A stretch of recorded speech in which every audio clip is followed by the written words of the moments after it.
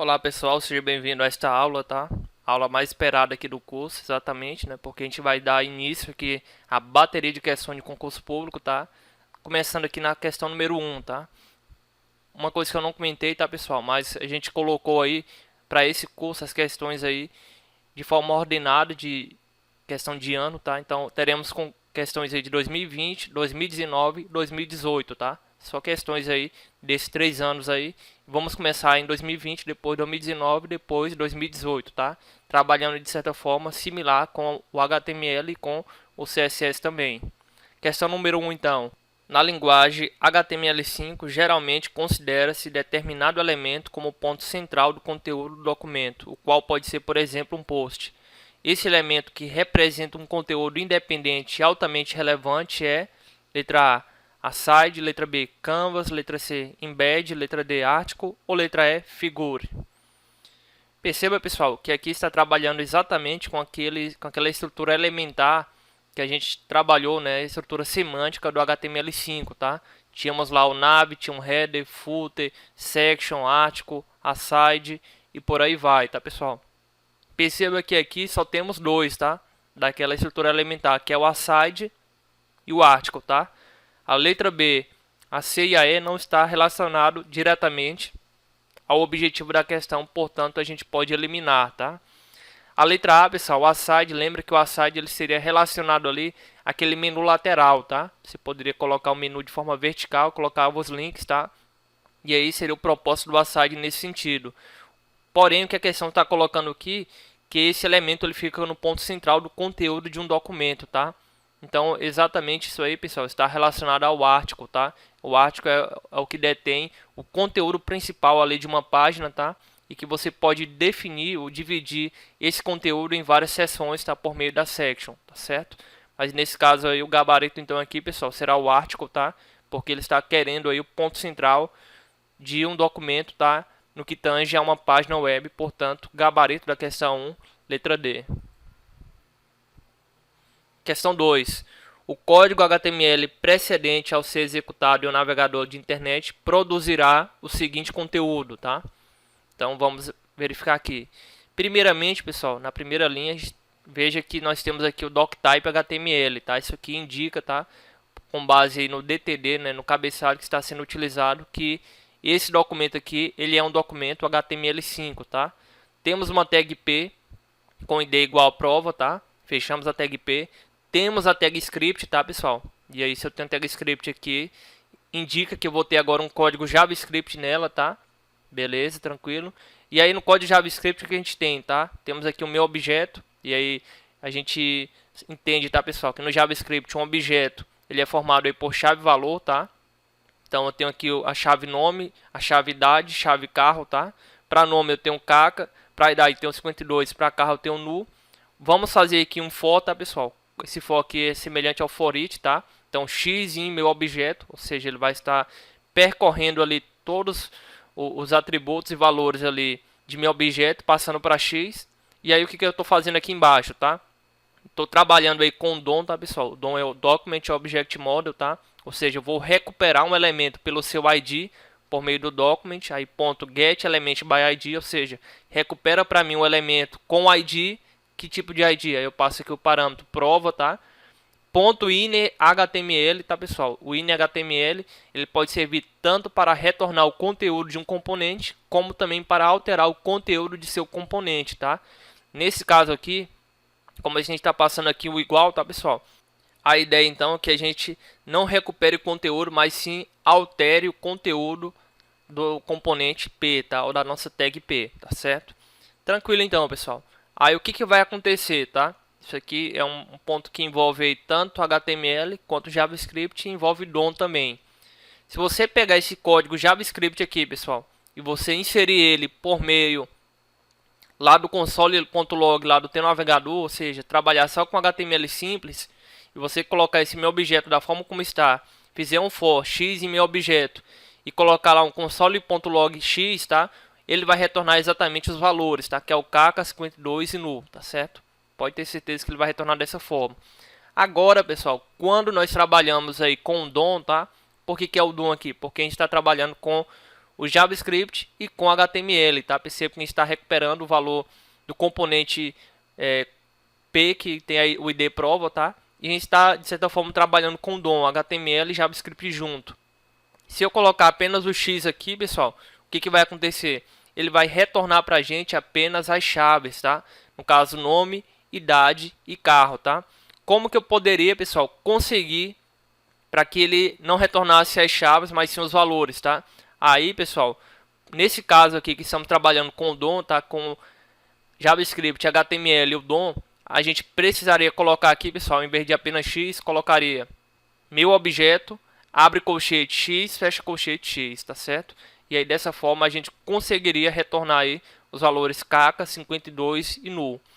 Como não foi o caso, tá, pessoal? Como ele colocou apenas o X aí, o gabarito será a letra B, tá? Ele vai retornar apenas as chaves aí desse objeto JavaScript, tá? Portanto, então, gabarito, a letra B, tá? Eu coloquei aqui só a explicação caso você acabe não entendendo aí, pessoal. Mas se você quiser realmente tirar a prova, tá? Você pode copiar esse código que está na tag script, tá? No caso do meu objeto, colocar o for, execute diretamente do console.log aí de navegador, você vai ver que vai retornar exatamente os valores, tá? Porém, quando você trabalha com HTML, JavaScript e trabalha com DOM junto, tá? A realidade é outra, tá? Para que você consiga trabalhar com os valores desse objeto, você precisaria colocar aí o meu objeto, abre o colchete e coloca o X aí. De certa forma, ele vai passar o índice de cada um dos objetos, tá? E retorna para ti os valores, tá certo? Nesse caso, então, questão número 2, gabarito, letra B. Questão número 3. A respeito do tratamento offline de um sítio no HTML5, assinale a opção correta, tá? Então, aqui comentando aí sobre aquele manifesto do AppCache que a gente viu na primeira aula, tá? Letra A. Esse tratamento pode ser usado para a criação de dados em momento anterior ao acesso à aplicação. Errado, tá, pessoal? Você vai trabalhar com esse tipo de manifesto aí durante o acesso à tua aplicação, tá? Não em um momento anterior. Portanto, o item A está errado. Item B. Na seção cache do arquivo manifesto deve estar relacionado todos os arquivos que o navegador deve copiar para que esteja disponível para uso offline. Exatamente isso, né, pessoal? O nosso manifesto ele tem aí 3 seções, que é o cache, o network e o fallback, tá? E exatamente na seção cache, a gente vai estar relacionando todos os arquivos que o navegador vai copiar para que esteja disponível para seu uso offline, tá? O item B está perfeitamente correto. Item C. É necessário que os arquivos PHP estejam listados na seção cache. Errado, tá? Você que vai definir quais são os arquivos que devem estar listados na seção cache. Não precisa que um arquivo PHP automaticamente já esteja, tá? É você quem vai estar definindo isso aí, portanto o item C está errado. Item D. Na seção network do arquivo manifesto deve estar relacionado os arquivos que precisam ser substituídos por outros no retorno da conexão. Errado, tá, pessoal? Isso aí é o que a gente chama de fallback, tá? Na seção network, você vai definir os arquivos que precisam de conexão com a internet quando você acessar aquele determinado arquivo, tá? Portanto, o item D está errado. Item E. Na seção fallback do arquivo manifesto deve estar relacionado os arquivos que não são utilizados para o processamento offline. Errado, tá, pessoal? Veja que a questão é que ela pegou a descrição de um e colocou no outro, tá? Então a letra D que está relacionada ao fallback e a letra E que está relacionado aqui à seção network, tá? Nesse caso, o item D e o item E estão errados e o gabarito da questão 3 aqui é a letra B. Questão número 4. A figura abaixo ilustra uma tabela resultado da execução de um código HTML, tá? Então o que, que a gente tem aqui? Temos uma tabela, tá? Essa tabela, nós temos aqui 3 linhas, tá? Uma coluna apenas, que é IFRO 2019, abaixo Rondônia, abaixo Analista de TI. Pergunta então, a sintaxe correta para o código HTML está indicado na seguinte opção. Pessoal, vamos primeiramente revisar aqui o que é uma tabela, tá? Uma tabela permite com que você trabalhe com dados tabulados, tá? E aí a tabela é utilizado a tag table, tá? Então, quando você olha da alternativa de letra A até a alternativa E, você tem essa possibilidade, né, de que todos estão trabalhando com a tag table, tá? Então, não temos como eliminar nenhuma alternativa por isso, tá? A gente tem também, pessoal, o seguinte sentido, tá? Dentro de table, a gente vai definir aqui uma linha, tá? com a tag tr, tá certo? Então, eu tenho uma table aqui, tenho minha tabela, tá? Eu tenho quantas linhas aqui, pessoal? Tenho exatamente 3 linhas, tá? Então, eu tenho exatamente aí 3 TRs, tá? E dentro de cada TR, pessoal, a gente vai ter aí um TD, tá? Que seria ali uma coluna, né? Seria os valores ali da nossa TR, da nossa linha, tá? Que é por meio do TD, tá? Então, a ideia é o que? É o seguinte, tem uma tabela. Dentro da minha tabela eu vou ter que ter 3 TRs, tá? E em cada TR aí eu vou ter que ter um TD informando IFRO 2019, Rondônia embaixo e analista de TI embaixo, tá? Detalhe, tá? Não é um TD, não é 3 TD em cada TR, tá? É o inverso. Em cada TR, coloque ao lado, tá? Coloca o TD. Segundo TR, segunda linha, outro TD. Terceiro TR, terceira linha, outro TD, tá certo? Então a letra A a gente pode eliminar porque está trabalhando aqui com TL, tá? Não tem essa conotação, é apenas TR e TD. A letra B também está trabalhando com TL e TC, podemos eliminar, tá? A letra C podemos eliminar também, está trabalhando com TD e TC, na verdade era TR e TD, tá? A letra D, TD e TR, perceba que ele confundiu, tá? Porque na verdade o TD é coluna e o TR é linha, tá? Então na verdade tinha que ser TR e TD. E aí perceba que sobra pra gente apenas a letra E, tá, pessoal? Temos aqui a table, temos a TR, tá? Então, entre uma TR e outra, a gente vai colocar o quê? A TD e FRO 2019, fecha TD e fecha TR, tá? Fizemos a primeira linha. Segunda linha, TR, aí depois TD, Rondônia, fecha TD, fecha TR, fizemos a segunda linha. Terceira linha, TR, TD, analista de TI, fecha TD, fecha TR, fechamos a terceira linha, tá? E fechamos aí a nossa tabela como um todo, tá? Portanto, pessoal, questão número 4 aqui, gabarito, letra E, tá? Antes da gente passar para a próxima, tá, pessoal? Só fazendo aqui uma rápida consideração, tá? Na versão HTML5, a tabela aqui ela veio com alguns componentes novos, tá? Como a gente tem lá o T-Head, por exemplo, tá? O T-Body também, tá certo? Então, eu posso trabalhar aí com o T-Head e o T-Body quando estou utilizando aí tabelas na versão HTML5, tá? Então não se assustem aí se alguma questão você vê algo relativo a T-Head e T-Body, tá? Em relação a uma tabela, isso é possível utilizando a versão 5 da HTML, tá? Como não é nesse caso aqui, questão número 4, gabarito, letra E. Questão número 5.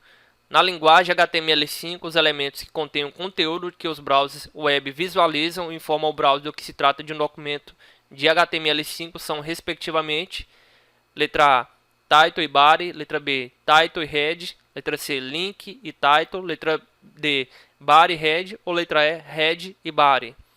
Então, perceba, pessoal, aqui, primeiramente está perguntando o quê? Os elementos que contêm o conteúdo que os browsers web visualizam e informa ao browser que se trata de um documento HTML5 são, respectivamente. Então assim, pessoal, falou em browser web visualizar algo, tá? Já remete logo a tag body, tá, pessoal? Que é a tag que de fato ela fica visível para o usuário, tá? Tag body seria relacionada ao corpo, tá? Tudo que tiver dentro dela será visível ali por um usuário que esteja acessando um determinado navegador, tá? Então isso aí já nos permite eliminar todas as alternativas exceto a letra D, tá? Que de fato é o gabarito da questão. E aí ele fala depois, informar o browser de que se trata um documento de HTML5, tá? É no head, tá, pessoal, que você vai definir o title, você vai definir, por exemplo, o meta charset lá da tua aplicação, o meta viewport, tá? Dentre outras informações adicionais que não estão diretamente relacionadas ao corpo, tá, da tua aplicação, mas dizem muito respeito ali como que o navegador vai interpretar a aplicação que tu está trabalhando, tá? Portanto, pessoal, questão número 5 aí, gabarito aqui será a letra D, tá? Tag body e depois a tag head. Questão 6. Um programador está criando o menu principal da página de abertura de um site que conterá o bloco principal de links de navegação. Considerando os elementos semânticos da linguagem HTML5, estes links devem ficar imediatamente no interior da tag, letra A, mark, letra B, progress, letra C, choose, letra D, nav ou letra E, navigation. Então aqui mais uma vez, pessoal, cobrando aí aqueles elementos semânticos da HTML5, né? Lembra disso?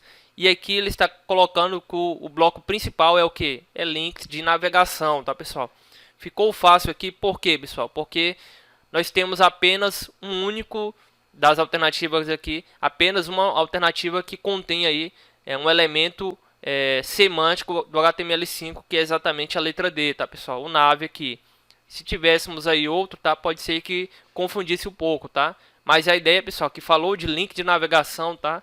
Lembra aí da tag nav, tá, pessoal? É ela que é responsável por trabalhar com esse elemento semântico do HTML5 no que tange aí a links de navegação. Portanto, questão número 6, gabarito, letra D.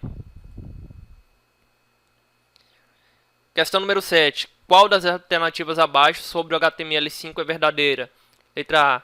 O novo elemento vídeo é usado para definir qual plugin externo é necessário para executar conteúdo do vídeo no browser. Errado, tá, pessoal? Quando a gente utiliza aí o elemento vídeo, automaticamente a gente já pode colocar ali um player do HTML5 ali para reproduzir um determinado vídeo na página ou na aplicação web que a gente está trabalhando, tá? Nós não precisamos definir aí um plugin externo para estar executando aquele vídeo, tá? Portanto, o item A está errado. Item B. O elemento DCOtype HTML5 deve ser colocado no início de um documento HTML5 para que o browser possa identificar qual a versão em uso, simplificando o doctype usado até então. A descrição está perfeitamente correta, tá, pessoal? Agora perceba que o doctype ele não está descritamente correto aí, tá? Ele colocou DCOtype HTML5, deveria ser doctype HTML5, tá? Nesse caso, como o nome está errado, a letra B também estará errada, tá? Letra C. Server-Sent Events permite estabelecer um canal de comunicação bidirecional entre o browser e o servidor para que ambos possam trocar mensagem de forma assíncrona. Errado, tá, pessoal? Quando a gente trabalha com o evento server-sent, tá? A gente envia o evento para o servidor, tá? E ele depois vai estar respondendo para a gente, mas não tem essa comunicação bidirecional aí entre o browser e o servidor para que ambos possam trocar mensagem de forma assíncrona, tá? Até porque, pessoal, para trocar mensagem assíncrona, nós precisaríamos utilizar aí o Ajax, tá? Que também não está sendo comentado aí nessa alternativa, portanto, a alternativa C está errada. Letra D. Ao permitir que aplicações web armazenem dados localmente no cliente, o HTML5 habilita aplicações a funcionarem sem a necessidade de estarem conectadas a um servidor central. Exatamente isso, né, pessoal? Já falamos um pouquinho aí de app cache, né, manifesto cache. Nós temos também alguns mecanismos aí, pessoal, de armazenamento de dados local, tá? Utilizando aí o storage, a API nova do HTML5, tá? Que pode trabalhar com local storage, session storage, tá? Que seria um mini banco de dados aí que é armazenado diretamente no browser do navegador, tá? Que armazena e persiste dados ali no que tange a aplicação do usuário, tá? Então o item D está perfeitamente correto e será o gabarito da questão número 7. E por último, o item E. O HTML5 padroniza os métodos get, post, put, delete utilizados no padrão arquitetural REST. Errado, tá, pessoal? HTML5, embora trouxe várias novidades aí e algumas features envolvendo JavaScript também, tá? Mas ainda assim, HTML5 não deixa de ser uma linguagem de marcação, tá, pessoal? Não ainda se configura como uma linguagem de programação, tá? Portanto, o item E aqui a gente não pode viabilizá-lo porque HTML5 ele não é uma linguagem de programação, tá certo? Portanto, o item E está errado. Gabarito da questão número 7 aqui, letra D. Questão número 8. Considere o fragmento abaixo de uma página HTML5 que utiliza os elementos semânticos. Tag figure, e aí dentro dela temos a tag mg, tá? Então, por que ele fala aqui, pessoal, elementos semânticos, tá? Porque essa tag figure, tá? Ou figure, como você bem preferir, é uma tag que foi inserida aí na versão 5 do HTML, tá? Qual que é a ideia, pessoal? Agora você pode trabalhar com essa tag e dentro dela você tem uma nova tag também que possibilita você trabalhar com uma legenda em uma determinada imagem, tá? Antigamente você colocaria apenas a tag img e abaixo você definia um label, tá? Uma tag de label aí para aquela imagem. Agora não, agora já tem padronizado aí uma tag para trabalhar com imagem, na qual você pode inserir o img e pode inserir abaixo, tá, a tag que vai trabalhar com a legenda para aquela imagem automaticamente. E aí nesse caso, pessoal, ele pergunta, né, para inserir a legenda figura 1, foto das dependências do TRF3 na imagem após o img source trf.jpg alt trf3, deve-se colocar a instrução abaixo, tá? Letra A, label, por meio da tag label. Letra B, por meio da tag title. Letra C, por meio da tag legend. Letra D, por meio da tag FigLabel. Ou letra E, por meio da tag FigCaption. Tá certo? Então aqui, pessoal, não há muito o que a gente discutir, tá? Precisa realmente desse tipo de conhecimento, tá? Então já, de certa forma, me antevi aí ao conhecimento e dizer para você que essa tag figure ela foi inserida na versão 5 do HTML. E aí você pode trabalhar com a imagem normal, como seria aí por meio da tag img, tá? Source, né? O source seria o destino. O out seria o que vai ser colocado, né? O texto associado àquela imagem, caso a imagem ela não seja carregada instantaneamente, ou a imagem ela tem algum link quebrado, tá? E não seja carregado de forma nenhuma. Então, para não exibir nada, pelo menos vai aparecer o nome ali, TRF3, tá? E aí a pergunta, então, qual seria a tag para colocar uma legenda para aquela foto, tá? Para aquela imagem. E aí, pessoal, essa tag aí é o que está na letra E, tá? Fig Caption é uma subtag aí da tag figure, tá? Que nos ajuda a colocar uma legenda automática para uma imagem quando nós utilizamos aí a tag figure, tá certo? Portanto, Fig Caption, figura 1, foto das dependências do TRF3 e fecha Fig Caption, tá? Seria aí o gabarito correto da questão 8 e nos ajuda para trabalhar de forma com uma imagem bem padronizada, né? Trabalha com a imagem e trabalha logo abaixo com a legenda daquela imagem. Portanto, questão 8, gabarito, letra E. Pessoal, é isso. Finalizamos a aula neste momento, tá? Na próxima aula daremos continuidade aí à resolução das questões de concurso sobre HTML e sobre CSS. Até a próxima aula, então.